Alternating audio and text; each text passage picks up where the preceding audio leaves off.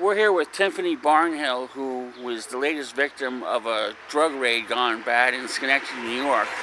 This is the second interview I've conducted with such a case as this, and we're about to find out what happened that night and maybe get some answers for the public. So, you know, we had a neighbor's child over, we had my niece, we had two other children, Shatiana and Shah, over as well. So how many altogether were there? Little Shah, so that would be 8 children. See, that's 245, yeah. And that's 243. Okay. And they were looking for Raymond Barnhill, which lived at that residence, 243, but got evicted March by the sheriff. The sheriff came, took him out, everything, like, yeah.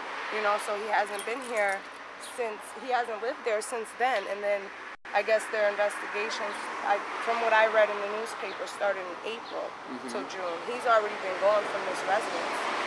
You know? So if they had checked with the sheriff's department, they would have been able to have told that he wasn't there.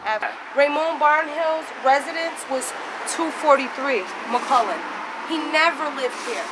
He never stayed the night here, anything. We had him apprehended at 6 that morning, but you're coming here at 7 talking about where's Raymond? Where's the drugs? Where's the money? Like, does that make sense at all? I opened this door and I had a sheet around me, and that's where I see the men, where he's standing with the guns, holding it just like up. Get the F down. My children are all right here, laying down in this area. And that's when the man just threw me down, hands to the ground. He threw me down right here. And that's when my whole body got exposed. My son was scared. I seen one officer grab my son. My son was going like this, and the cop grabbed him. I had a coffee table here, and then threw him down next to me right there. And I'm like, oh my God, can you cover me? Can you cover me? You know, coffee table. He exposed me in front of my children, in front of a room full of men. It was nothing but men. How many agents were there? Oh my God, there were so many. I believe I heard one over say it was like 40 of them. I have the scar now, but it went away. Like from when it didn't go away. It's still. Well, yeah, it's still a scar. Oh yeah, still visible, yeah. But that's how tight. I mean, you know, you have the wrong house. You have the wrong house. And when they came to my house, I'm like, oh my God, I have children here. What are you doing? And they just kept saying, shut the F up, shut the F up, and get the F down. They didn't give us no answers. Then they took my husband, was in this room here, threw him down to the floor, and put the gun to the back of his head and exposed all his genital areas. No room for me to sit down, so I went and stood by the door. And the SWAT guy came downstairs, and the detective, or whoever, he was standing like this. I don't even think they knew that I was there, and the guy says there's not anything up there. We couldn't find nothing or nobody. And the detective said something to him, and they left. They walked off the porch. And they said they had the wrong address? Yeah, we got the wrong apartment. Oh, okay.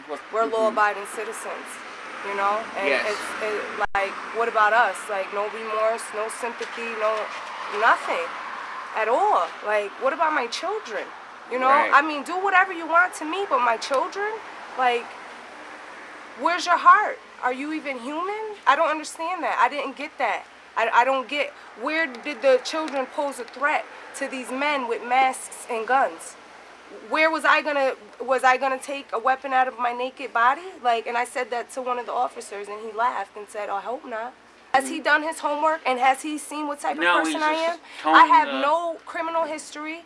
You know what I mean? I've worked since I was 14 years old. I take care of my children as well as help other children.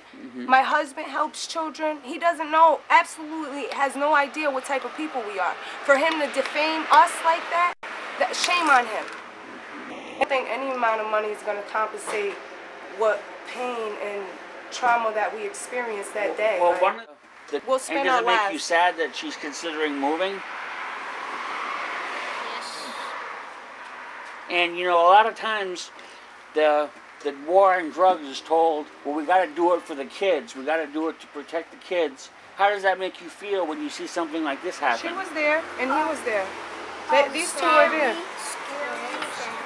That's sad, scary, and very, very sad.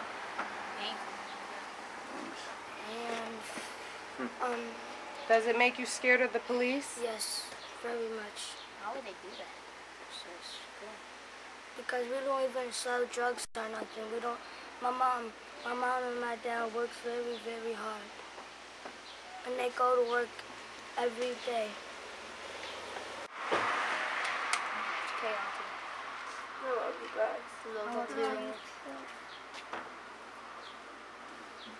You're looking for used to live at 243. Does that make sense? They didn't have a warrant for 243.